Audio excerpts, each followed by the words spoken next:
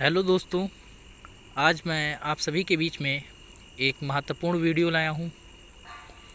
यह video agriculture से संबंधित है, तो मैं यह चाहूँगा कि आप यह वीडियो लास्ट तक ज़रूर देखें। अगर वीडियो आपको पसंद आए तो कृपया वीडियो को लाइक कीजिए। अगर चैनल पर नए हैं तो चैनल को सब्सक्राइब कीजिए। दोस्तों, आज के इस वीडियो में हम लोग नीमराज सुंडा बुक का एग्रोनॉमी पोर्शन का वीट प्रोडक्शन जो है हम लोग देखेंगे। गेहूं का उत्पादन देखेंगे कि उसमें क्या क्या चीज़ें दी गई हुई हैं। और यह वीडियो जो है इसका लैंग्वेज जो है दोनों भाषाओं में है। मतलब इंग्लिश में यह दिखेगा, हम इंग्लिश में भी देखेंगे और हिंदी में इसको बताएंगे, एक्सप्लेन किया जाएगा। तो आइए चलिए वीडियो को शुरू करते हैं।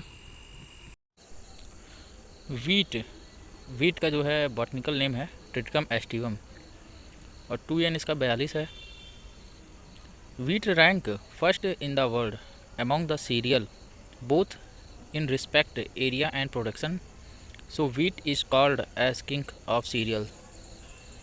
तो इसमें कह रहा है कि वीट को जो होता है किंग्स ऑफ सीरियल कहा जाता है। क्यों कहा जाता है? क्योंकि वीट का रैंक जो है पहला है वर्ल्ड में। किस हिसाब से है? एरिया एंड प्रोडक्शन के हिसाब से है। अब अगला पॉइंट है, in India wheat is the second most crop in area and production after rice. मतलब इंडिया में इसका देखते हैं क्या कंडीशन है। तो राइस जो है एरिया एंड प्रोडक्शन के हिसाब से पहले स्थान पे है और वीट जो है सेकंड स्थान पे है। अब तीसरा पॉइंट है, the word cereals drive from a Roman word Ceres which mean the goddess of grain. तो सीरियल शब्द जो होता है रोमन वर्ड के सीरीज से मिलकर बना हुआ है, जिसका अर्थ है गॉडेस ऑफ ग्रेन। अब अगला पॉइंट है, wheat contains spongy protein, example gluten. Wheat में जो है एक स्पॉन्जी टाइप का प्रोटीन पाया जाता है जिसे ग्लूटीन कहते हैं। और यह किससे मिलकर बना होता है? किसका कॉम्प्लेक्स है ये? ग्लाइडाइन एंड ग्लूटेनिन का इक्वल अमाउंट में जो है मिलकर बना होता है। और which is essential for baking, और बेकिंग प्रोडक्ट बनाने के लिए काफ़ी आवश्यक होता है। अब अगला पॉइंट है, gluten is somewhat harmful to children health. बच्चों के स्वास्थ्य के लिए कुछ हद तक ग्लूटेन जो होता है हानिकारक है। अब अगला है, wheat protein is rich in niacin as thiamine content. तो वीट प्रोटीन में क्या होता है? अधिक मात्रा में नियासिन या थायमिन कंटेंट जो होता है पाया जाता है। पर्लिंग इंडेक्स इन वीट, मतलब गेहूं में पर्लिंग सूचकांक। To determine the hardness of grain, a higher value of PI mean lower kernel hardness. मतलब अनाज की कठोरता को निर्धारित करने के लिए पीआई का उच्च मूल्य, मतलब कर्नल की कठोरता। In wheat the permanent adventitious root develop below the soil surface after the appearance of the first leave. First leave कब? CRI स्टेज में। Is called clonal roots.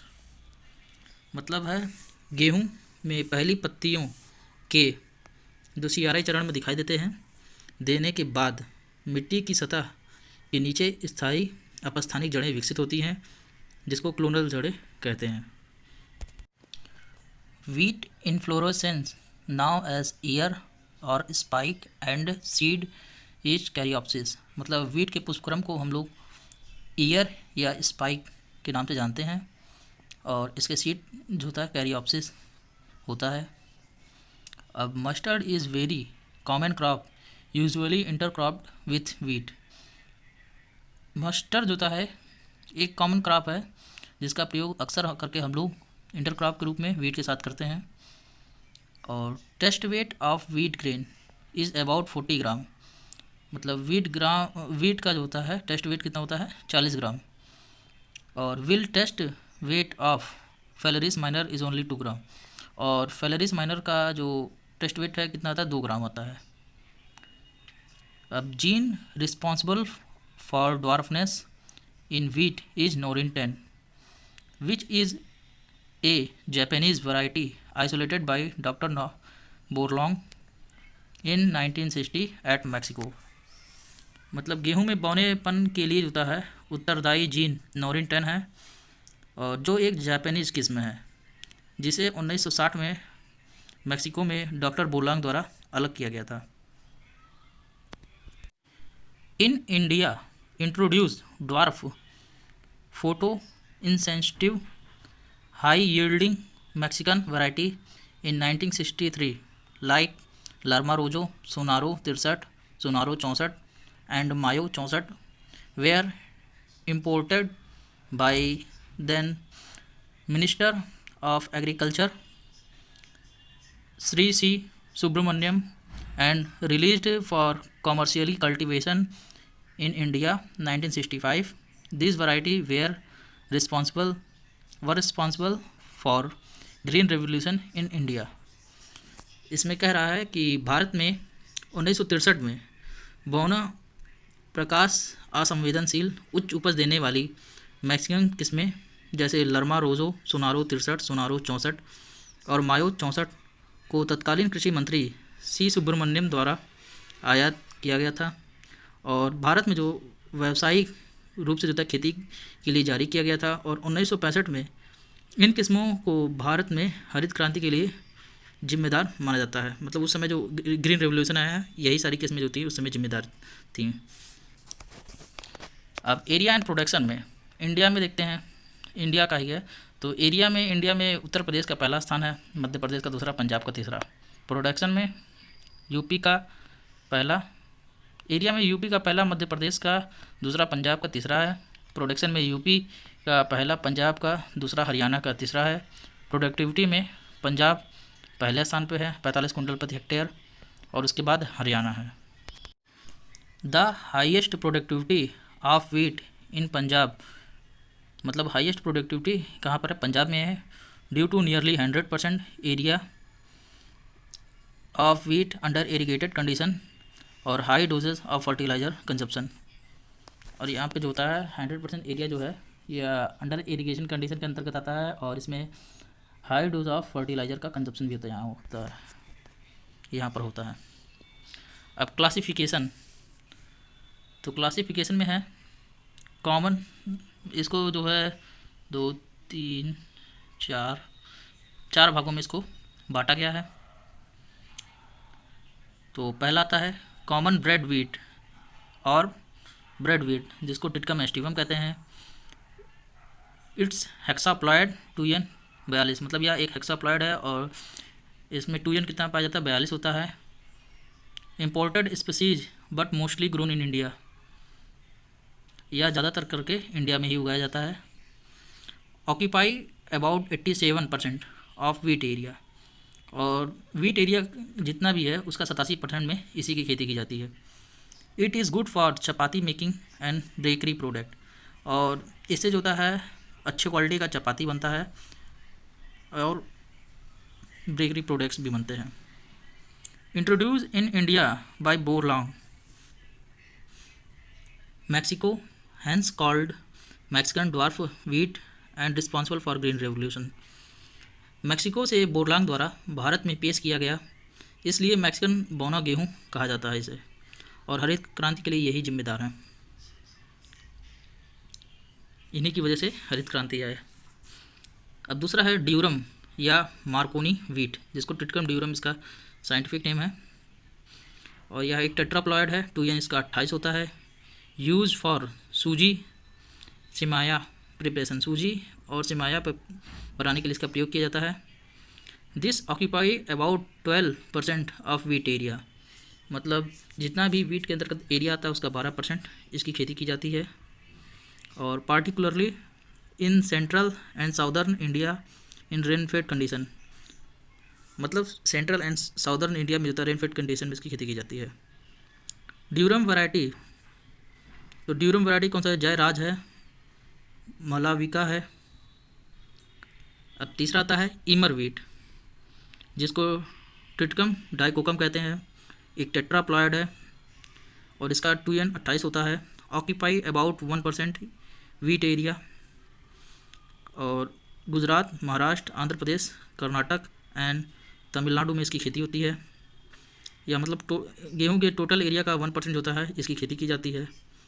और suitable for preparation southern dish upma बनाने के लिए इसका प्रयोग किया जाता है। अब चौथा है डिप्लॉयड स्पीसीज ट्रिटिकम मोनोकोकम आता है। 2N इसका 14 है, डिप्लॉयड वीट है। इसी में दूसरा आता है ट्रिटिकम एजिलो प्लाइड आता है और 2N इसका 14 आता है, डिप्लॉयड वीट है। अब वर्जिन प्लेस मतलब उत्पत्ति स्थान साउथ वेस्ट एशिया है, टर्की माना जाता है। टर्की का कैपिटल है अंकारा। और इरिगेशन स्टेज ऑफ वीट, तो यह RVL भारद्वाज द्वारा दिया गया है, इरिगेशन स्टेज ऑफ वीट इसमें। अब ये इरिगेशन स्टेज में जो होता है 6 इसमें है। पहला CRI स्टेज है, दूसरा टिलरिंग स्टेज है, तीसरा ज्वाइंटिंग स्टेज है, चौथा फ्लावरिंग स्टेज है, फ्लावरिंग स्टेज या फिर इसको हम लोग बूटिंग स्टेज भी कहते हैं, और पाँचवा मिल्किंग स्टेज है, और छठवां दुग्ध स्टेज है, डॉग स्टेज। तो CRI जिसका फुल फॉर्म है crown root initiation, it come 21 days after sowing, मतलब बुआई के 21 दिन बाद यह अवस्था आती है। और it is most critical stage of irrigation, यह बहुत ज़्यादा ही क्रिटिकल अवस्था होता है इरिगेशन का। और transition zone between root and shoot is known as crown root initiation, मतलब जड़ और परोह के बीच ये संक्रमण क्षेत्र के रूप में एक हिसाब से CRI के रूप में जाना जाता है। अब सेकंड है टिलरिंग स्टेज, ये कब आता है? 40 से 45 दिन बाद आता है आफ्टर सोइंग के। ज्वाइंटिंग स्टेज 60 से 65 दिन बाद आता है बुआई के। फ्लावरिंग या बूटिंग स्टेज होता है 80 से 85 दिन बाद आता है बुआई के। मिल्किंग स्टेज होता है 100 से 105 दिन बाद आता है बुआई के। दुग्ध स्टेज होता है डॉग स्टेज 115 से 120 दिन बाद आता है बुआई के। Dog stage is refer to when milky fluid in wheat grains turns harden, मतलब दुग्ध स्टेज से तात्पर्य है जब गेहूं के दाने में दूधिया तरल पदार्थ सख्त हो जाता है। If water is available to provide only one irrigation then should be applied at CRI stage, अगर आपके पास केवल एक ही इरिगेशन का पानी है तो आप CRI स्टेज में उसको दीजिए। If water available provide two irrigation then prefer CRI and flowering stage, अगर आपके पास 2 सिंचाई भर का पानी है तो आप CRI स्टेज यानी कि 21 दिन बाद और फ्लावरिंग स्टेज पे आप सिंचाई कीजिए। Climate C3 long day plant और the most ideal condition for desirable wheat grower, तो मतलब ये C3 प्लांट है और लॉन्ग डे प्लांट है। अब क्लाइमेट में क्या है? पहला है cold and moisture weather during the vegetative growth, मतलब वनस्पति विकास अवधि के दौरान ठंडा और नम मौसम। सेकंड है warm and dry weather during grain formation, मतलब अनाज दाने बनने के दौरान गर्म और शुष्क मौसम की आवश्यकता होती है। अब अगला आता है booting stage. It is reproductive stage in wheat characterize by the swelling of the uppermost internode, यह गेहूं में एक प्रजनन अवस्था है और सबसे ऊपरी इंटरनोड में सूजन इसकी विशेषता है। अब booting stage, the spike which is inside is held by the last leaf called flag leaf, this is the stage of the maximum leaf area, इसमें कहा गया कि जो स्पाइक अंदर की ओर होता है वह अंतिम पत्ती द्वारा धारण किया जाता है, जिसे फ्लैग लीफ कहा जाता है, और यह अधिकतम पत्ती क्षेत्रों की अवस्था होती है। वैरायटी, तो वैरायटी में आता है Norin 10 cultivar has create a new chapter in the history of wheat breeding. Norin 10 जो है कल्टीवर ने गेहूं के प्रजनन के इतिहास में एक नया अध्याय बनाया है। The dwarfness of Norin was the result of two particularly recessive genes which marked with the symbol of SD1 and SD2। तो नोरिन का बौना पंजोदा दो विशेष रूप से पुनरावर्ती जीनों का परिणाम था जो SD1 और SD2 के प्रतीकों के साथ जुदा चिह्नित थे। Mexican variety were red coloured grain will Indian as its cross are amber color। तो मैक्सिकन वैरायटी जो होता है रेड कलर की जब इंडियन वैरायटी अंबर कलर वाली के साथ कराई जाती है। अब इसमें पहला आता है सिंगल जीन ड्वार्फ। तो सिंगल जीन ड्वार्फ वैरायटी कौन सी है? लरमा रोजो 64A है, सुजाता है, गिरिजा है। Girija suitable for hill of north India, north India के हिल के लिए सुटेबल है गिरिजा। उसके बाद सोनालिका आता है, developed from selection of HD 1553 and RR 21। दूसरा था डबल जीन ड्वार्फ। तो इसमें कल्याण सोना आता है, डेवलप फ्रॉम कल्याण 227 एंड सोना 227 से मिलकर यह बना हुआ है। और सोनारो 64 आता है, छोटी लरमा आता है, और HD 2009 अर्जुन के नाम से भी यह प्रसिद्ध है, और HD 2334 और जनक, ये सब क्या है? डबल जीन ड्वार्फ वैरायटी है। तीसरा आता है ट्रिपल जीन ड्वार्फ। तो इसको डेवलप कब किया गया था? 1970 में। इसके अंतर्गत हीरा आता है, मोती आता है, लाल बादशाह आता है। अब चौथा आता है mutant variety, released from IARI new Delhi. मतलब म्यूटेंट वैरायटी कहाँ से निकाला गया है? IARI नई दिल्ली से, जिसमें सारबाती सोनारा और डेवलप फ्रॉम सोनारो 64 से हुआ है ये। और पूसा लरमा आता है फ्रॉम लरमा रोजो 64A से। अब अदर पॉपुलर वैरायटी, तो इसके अंतर्गत आता है लोक 1 आता है, सुटेबल फॉर लेट सोइंग, मतलब देर से बुआई के लिए यह सही है। और C 306 आता है, जिसको फार्मी वीट कहते हैं।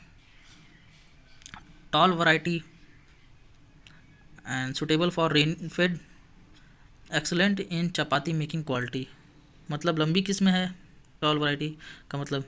और सुटेबल फॉर रेनफेड मतलब बनाने के लिए उपयुक्त है। और excellent in chapati making quality मतलब चपाती बनाने की गुणवत्ता में उत्कृष्ट है। उसके बाद K65 आता है, टॉल वैरायटी ये भी है, और सुटेबल फॉर लेट सोइंग मतलब देर से बुआई के लिए सही है, एंड सैलाइन सॉयल के लिए उपयुक्त है। अगला है सुजाता आता है, सुटेबल फॉर ड्राई लैंड यानी कि अनएरिगेटेड एरिया के लिए सही है। सैलजा आता है, सुटेबल फॉर हिमाचल प्रदेश के लिए सही है।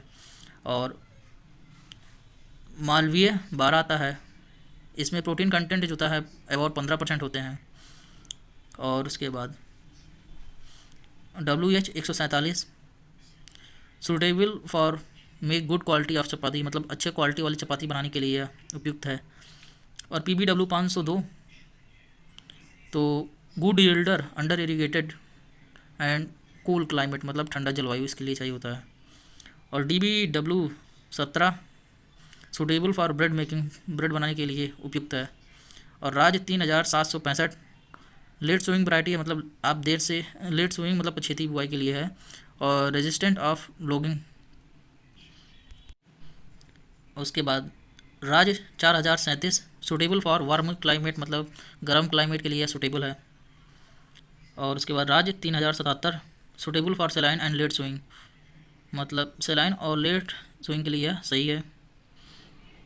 उसके बाद Raj 4120, resistant of UG 99, race of rust. Yielding इसका जो होता है 48 से 58 कुंटल प्रति हेक्टेयर होता है। अब सीड रेट की बात करते हैं तो नॉर्मल सोइंग के लिए 100 केजी प्रति हेक्टेयर, और फॉर लेट ब्रॉडकास्टिंग के लिए जो था 125 केजी सीड रेट प्रति हेक्टेयर लगता है। अगर जो आप डिबलिंग रिक्वायर, अगर जो आप डिबलर से बुआई करते हैं तो 25 से 30 केजी सीड प्रति हेक्टेयर लगता है।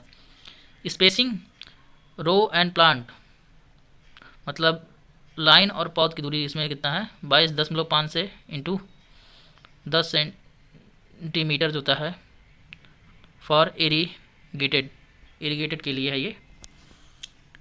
और उसके बाद depth of sowing is depend on length of coleoptiles. बुआई की गहराई जो होता है कोलियोप्टाइल की लंबाई पर निर्भर करती है।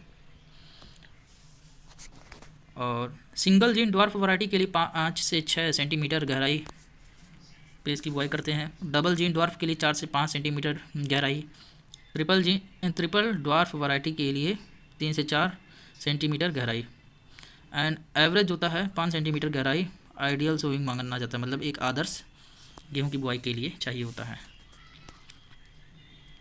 अब सोविंग डेट, तो first fortnight of November is the best time of wheat sowing. Will rainfed wheat is sown in second fortnight of October, मतलब नवंबर का पहला पखवाड़ा गेहूं की बुआई के लिए सबसे अच्छा समय है। और जबकि वर्षा आधारित गेहूं जो होता है अक्टूबर के दूसरे पखवाड़े में ही बोया जाता है। अब सोइंग मेथड आता है, तो इसमें आता है, तो इसमें 5 विधि है। पहला ड्रिलिंग मेथड द्वारा, इसमें सीड कम फर्टी ड्रिल का जो था best and most common method है। मतलब आप सीड कम फर्टी ड्रिल का प्रयोग करते हैं तो यह सबसे अच्छा है और सबसे कॉमन मेथड है। Broadcasting require for more seed, मतलब ज़्यादा सीड लग जाएगा। ब्रॉडकास्टिंग मतलब छिड़कावा विधि से एक हिसाब से बुआई जब आप करते तो ज़्यादा सीड लग जाता है। और dibbling sowing with dibbler require for less seed than other method, मतलब आप डिबलर के साथ अगर जो बुआई करते हैं तो इसमें कम मात्रा में सीड लगता है अदर के हिसाब से। 25 से 30 केजी प्रति हेक्टेयर में हो ही जाता काम। अब बिहाइंड द प्लॉग मेथड, मतलब हल विधि के पीछे, तो इसमें दीज आर 2 टाइप, मतलब ये 2 प्रकार के होता है। एक खैरा मेथड होता है और दूसरा पोरा मेथड आता है। तो खैरा मेथड में कौन सा था, when seed are dropped by hand in the furrow made by country plough is known as Kera method, मतलब जब देसी हल द्वारा बनाए गए कूड़ों में हाथ से बीज होता है गिराए जाते हैं तो इसे जो होता है खैरा पद्धति के रूप में जाना जाता है। अब पोरा मेथड क्या होता है, when seed are dropped in furrow by funnel और nail attached to the plough is known as pora method, मतलब जब बीज को फनल या हल से जुड़ी कील द्वारा जाता है कूड़ में गिराया जाता है तो इसे पोरा विधि के रूप में जाना जाता है। अब 5वां आता है FIRB मेथड। तो new method of sowing is furrow irrigated raised bed system. It gives average to higher yield than other method, मतलब बुआई की नई विधि है यह, और फरो सिंचित उठी हुई क्यारियों की प्रणाली या अन्य विधियों की तुलना में जो है औसत उपज देती है। अब आता है फर्टिलाइज़र एंड मैन्योर। तो इसमें नाइट्रोजन जो होता है 120 केजी प्रति हेक्टेयर लगता है, फास्फोरस 60 केजी प्रति हेक्टेयर लगता है और पोटाश जो होता है 40 केजी प्रति हेक्टेयर लगता है। अब डोज किस हिसाब से दिया जाता है, तो half dose nitrogen and full dose होता है phosphorus and potash applied as basal and remaining half dose of nitrogen applied as top dressing at first irrigation, मतलब हाफ डोज नाइट्रोजन का रहता है और फास्फोरस एंड पोटास का जो होता है फुल डोज रहता है बेसल में देते हैं, और उसके बाद बचा हुआ हाफ डोज जो नाइट्रोजन है या ड्रॉप ड्रेसिंग के रूप में दिया जाता है पहले सिंचाई के दौरान। Under rainfed condition full dose of nitrogen phosphorus potash should be placed into soil before sowing. मतलब वर्षा सिंचित दशा में जो होता है नाइट्रोजन की पूर्ण मात्रा फास्फोरस पोटास को बुआई से पूर्व जो होता है मिट्टी में डाल देना चाहिए। Under rainfed condition spray of thiourea at the rate 0.5% in standing crop give 10 to 15 higher yield. मतलब बरानी परिस्थितियों में खड़ी फसलों में जो था थायोयूरिया एट द रेट 0.5% का छिड़काव 10 से 15% जो होता है अधिक उपज मिलता है इससे। अब अगला आता है वीड मैनेजमेंट। तो वीड में जो होता है इसका दो प्रकार का होता है, एक मोनोकॉट वीड होता है, दूसरा डाइकॉट वीड, मतलब एक बीजपत्रीय खरपतवार और द्विबीजपत्रीय खरपतवार। तो इसमें आता है Phalaris minor. For the control of Phalaris minor applied isoproturon at the rate 0.75 kg AI प्रति hectare at 30 to 35 day after sowing. मतलब फेलेरिस माइनर जो है, पहली बात तो यह एक बीजपत्री खरपतवार है, और इसके नियंत्रण के लिए हमको क्या करना चाहिए, आइसोप्रोट्यूरान का 0.75 kg प्रति हेक्टेयर के दर से बुआई के 30 से 35 दिन बाद करना चाहिए। Phalaris minor has showed resistant against isoproturon reported by doctor R.K. Malik at Hisar. Hence sulfosulfuron at the rate 20 gram प्रति हेक्टेयर और metsulfuron at the rate 4 gram प्रति हेक्टेयर कैन बी यूज डेनाइस्टेटेड आइसोप्रोट्यूरान अगेंस्ट फेलेरिस माइनर। इसमें कहा गया कि Phalaris minor ने हिसार में एक डॉक्टर हैं, डॉक्टर R.K. मलिक द्वारा रिपोर्ट किया गया कि आइसोप्रोट्यूरान के खिलाफ होता है प्रतिरोध दिखाया है, इसलिए sulfosulfuron at the rate 20 gram प्रति हेक्टेयर या मेटासल्फ्यूरान एट द रेट 4 ग्राम प्रति हेक्टेयर का उपयोग होता है फेलेरिस माइनर के खिलाफ होता है आइसोप्रोट्यूरान के बजाय किया जा सकता है। एविना फेटियुआ, जिसको वाइल्ड ओट कहते हैं यानी कि जंगली जई। To control Phalaris minor and Avena fatua a post emergence application of Tribunil. मतलब फेलेरिस माइनर और एविना फेटियुआ को पोस्ट इमरजेंस एप्लीकेशन के द्वारा जो था ट्राइब्यूनिल के द्वारा भी कंट्रोल किया जा सकता है। Now banned in India due to carcinogenic property. मतलब यह इस समय जो होता है कार्सिनोजेनिक गुणों के कारण जो होता है भारत में यह प्रतिबंधित है। लेकिन अब बी है इसमें डाइकॉट वीड। तो एग्जाम्पल आता है Chenopodium album, Anagallis arvensis, Melilotus species इट्स, मतलब इत्यादि। Applied 2,4-D ester salt as post emergence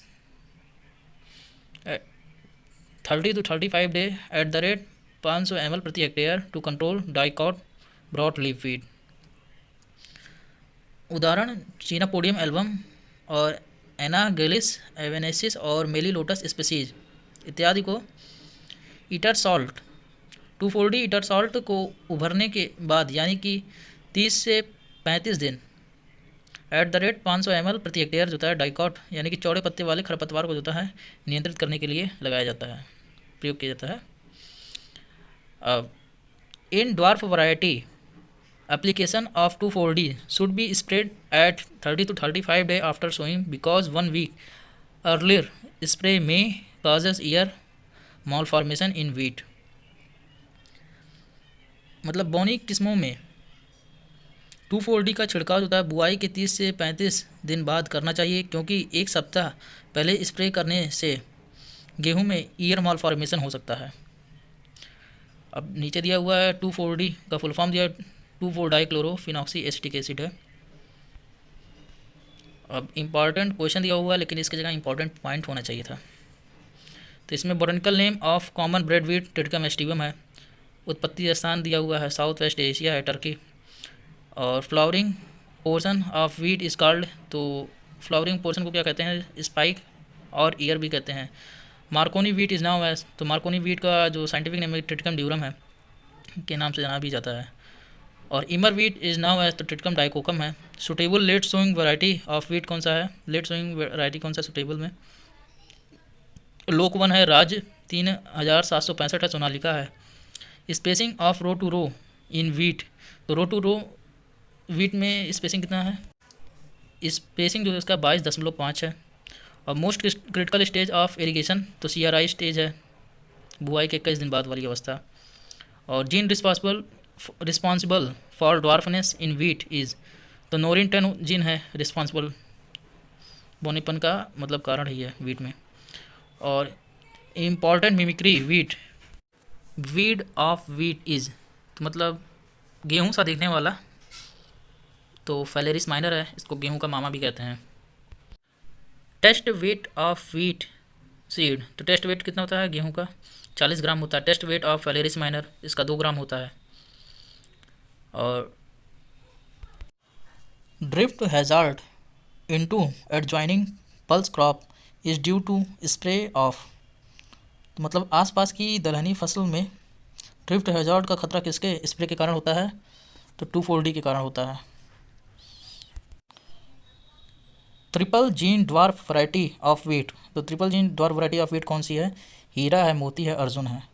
central zig zag axis of wheat spikelet is called rachis, मतलब गेहूं के स्पाइकलेट के सेंट्रल जिग जैकिस को क्या कहा जाता है, तो रेचिस कहा जाता है।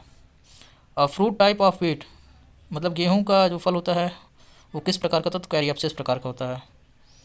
फर्स्ट मैन मेड सीरियल, तो पहला मैन मेड सीरियल कौन सा, ट्रिटकेल है। ट्रिटकेल इज़ ए क्रॉस ऑफ, तो ट्रिटकेल किसका क्रॉस है, वीट और राई का। और DT46 is a variety of, तो DT46 वैरायटी है ट्रिटकेल का। और temperature for germination of wheat seed, तो जर्मिनेशन के लिए वीट सीड का टेम्परेचर कितना होना चाहिए, तो 20 से 25 degree Celsius. Protein content in wheat, तो प्रोटीन कंटेंट कितना होता है वीट में, 8 से 11%। तो world stable food grain crop is, तो विश्व प्रधान खाद्यान्न फसल है वीट यानी कि गेहूं का है। अब most of the present day Indians wheat variety content the gene, तो वर्तमान समय में अधिकांश भारतीय गेहूं की किस्मों में जीन होता है, तो RST1 होता है, RST2 होता है। The wheat protein which is essential for good bread quality and chapati making, तो मतलब अच्छी रोटी की गुणवत्ता और चपाती बनाने के लिए आवश्यक गेहूं का प्रोटीन है, तो ग्लूटेन है। For safe storage moisture content of grain should be ranged from, मतलब सुरक्षित भंडारण के लिए अनाज में नमी की मात्रा कितनी होनी चाहिए, तो 10 से 12%। अब Triticum aestivum was first introduce in India bye, मतलब ट्रिटिकम एस्टिवम को जो होता है पहली बार भारत में किसने प्रस्तुत किया था, तो एनी बोरलॉन्ग द्वारा भारत में पहली बार प्रस्तुत किया गया था। Moisture content eight harvesting stage in wheat, तो हार्वेस्टिंग स्टेज ऑफ वीट में जो होता है मॉइस्चर कंटेंट कितना होना चाहिए, 25 से 30%। अब triple gene dwarf variety were released in the year, तो ट्रिपल जीन ड्वार्फ वैरायटी कब रिलीज़ किया गया था, तो 1970 में। The state which has highest production and cultivation area of wheat, मतलब वीट का जो है highest production and cultivation area किसके पास ज़्यादा है, तो यूपी के पास है। Export quality of wheat is influenced by, गेहूं के निर्यात की गुणवत्ता जो होता है प्रभावित होती है या करनाल बंट से होता है। अब dwarfing agent of wheat crop is, तो साइकोसेल है, गेहूं की फसल के लिए बौना एजेंट है, तो साइकोसेल है। ऑब्जेक्शनेबल वीड मतलब ऑफ वीट इज, तो कॉर्नवालिस आर्वेंसिस है, मतलब गेहूं की फसल के लिए आपत्तिजनक खरपतवार कौन सा है? तो कॉर्नवालिस अर्वेंसिस। Variety of wheat susceptible to 2,4-D where spike deformity occur HD 2009 Arjun. मतलब है गेहूं की किस्म जहां स्पाइक विकृति होती है वहां 2,4-D के लिए असंवेदनशील कौन सा है? HD 2009 वैरायटी है। A primary root in wheat that support and nourish the plants at initial stage is called as, तो सेमिनल रूट। मतलब गेहूं में प्राथमिक जड़ें जो प्रारंभिक अवस्था में पौधों को सहारा और पोषण देती हैं वो क्या कहलाती है? तो उसे सेमिनल जड़ें कहते हैं। In wheat hybridization method most common use, तो गोजो मेथड। मतलब गेहूं के संकरण विधि में सबसे आम उपयोग, तो गेहूं के संकरण विधि में सबसे आम उपयोग किसका है? तो गूजो विधि का है। Absolute wheat of wheat is, तो चीनापोडियम एल्बम है। मतलब गेहूं का पूर्ण खरपतवार कौन सा है? तो चीनापोडियम एल्बम है। अब recommended ratio of wheat plus mustard intercrop, तो गेहूं और सरसों का होता है इंटरक्रॉप के लिए कितना रेशियो डिफाइन किया गया है? तो 9:1। Bio fertilizer of wheat is, तो एजिटोबैक्टर गेहूं का एक बायो फर्टिलाइज़र है। और multi line in wheat are produce by, तो बैक क्रॉस ब्रीडिंग। मतलब गेहूं में मल्टी लाइन किसके द्वारा उत्पादित होता है? तो बैक क्रॉस ब्रीडिंग के द्वारा। तो दोस्तों ये था आज का वीडियो। अगर वीडियो आपको पसंद आए तो कृपया वीडियो को लाइक कीजिए। अगर चैनल पर नए हैं तो चैनल को सब्सक्राइब कीजिए। मिलते हैं हम आपसे अगले वीडियो में। तब तक के लिए टाटा बाय बाय।